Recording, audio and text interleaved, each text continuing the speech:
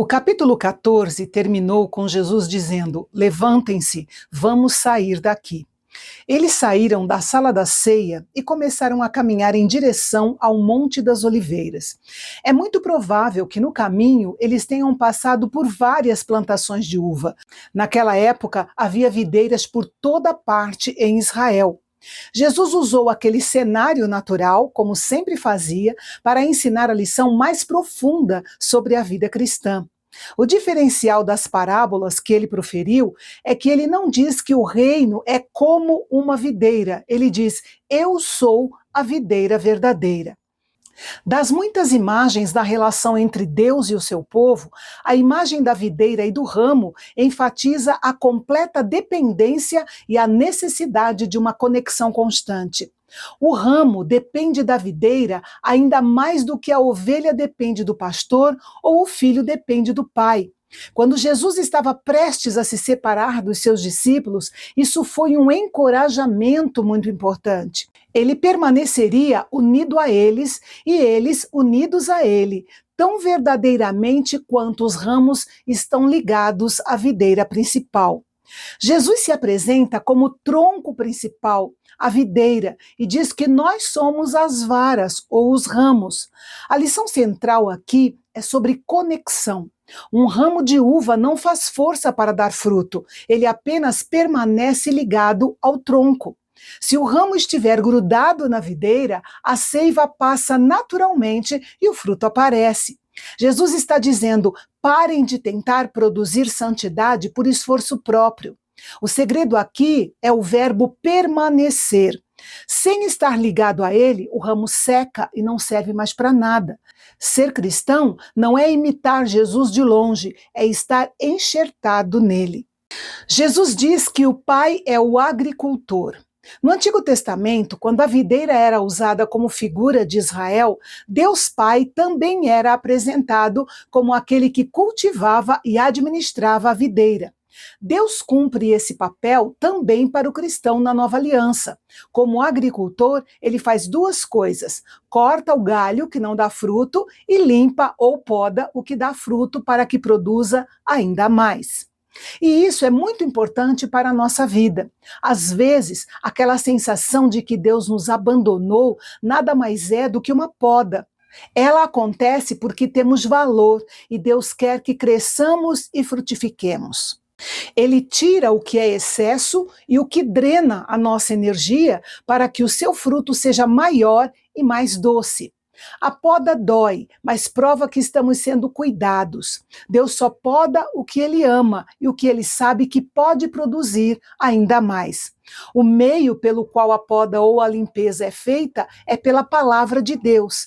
Ela condena o pecado, inspira a santidade e promove o crescimento.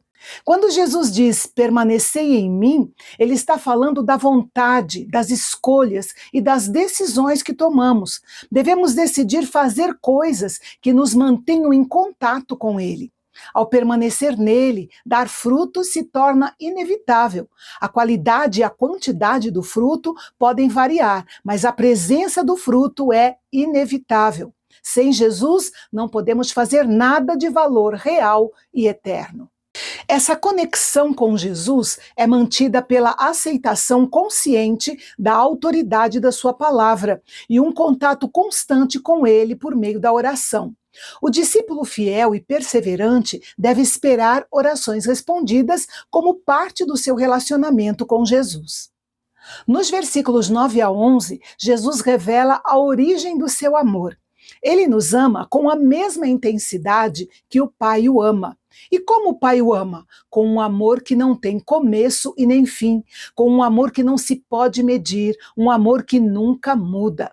O amor de Jesus por seu povo é tão extraordinário que essa é a analogia ou ilustração que ele precisa usar.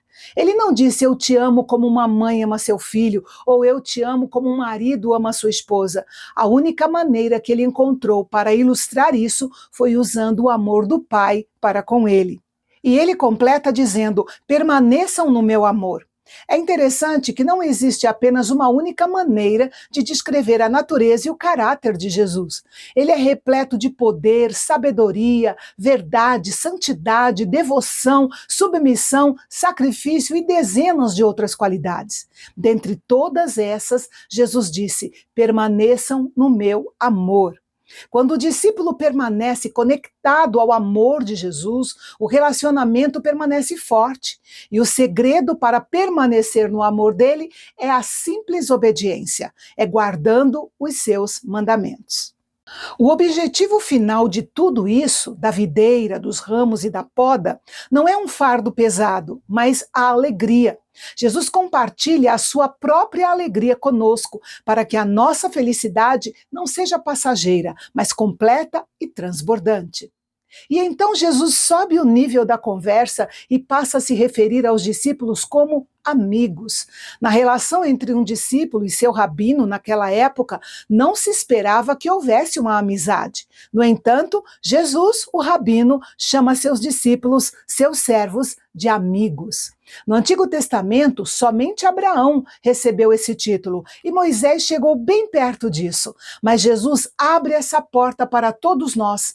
Com isso, ele define o padrão do amor cristão: amar uns aos outros como ele nos amou, um amor disposto a dar a própria vida.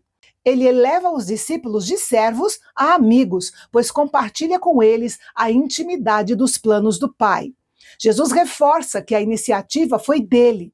Ele os escolheu e os nomeou com um propósito específico: ir ao mundo e dar frutos que permaneçam. Tudo isso está fundamentado em uma base sólida: que nos amemos uns aos outros. Depois Jesus dá um aviso: o mundo vai odiar vocês, assim como me odiou. Em Mateus 10, Jesus falou sobre esse tipo de perseguição, mas aqui em João 15, ele explica o motivo. O mundo odeia o ramo porque o ramo tem o sangue ou a seiva da videira que eles rejeitaram. No entanto, o Consolador, de quem ele falou no capítulo 14, vai ajudar os discípulos a dar testemunho a respeito dele. Tudo que o Espírito Santo faz é condizente com o testemunho da natureza de Jesus. Sua função é nos dizer e nos mostrar quem Jesus realmente é. Ele nos escolheu para que o nosso fruto permaneça. Não é o entusiasmo de um dia, é uma vida constante, é permanecer em Jesus. Se nos sentirmos secos, não devemos tentar dar frutos sozinhos. Vamos correr para a videira e pedir ao Pai que limpe em nós o que for preciso. Jesus disse: sem mim vocês não podem fazer nada, mas com ele nós podemos dar muito fruto. Jesus sabia que enfrentaríamos dias difíceis, por isso ele nos deixou um guia vivo. No próximo capítulo, vamos falar sobre como o Espírito Santo nos conduz em momentos de dúvidas e como a nossa maior tristeza pode se transformar em uma grande alegria, uma alegria que ninguém consegue tirar. Vamos ainda entender como caminhar com clareza, mesmo quando o mundo parece confuso. É amanhã, aqui no Canal Bendito, o nosso canal de Fala Fácil, onde a teologia é para todos.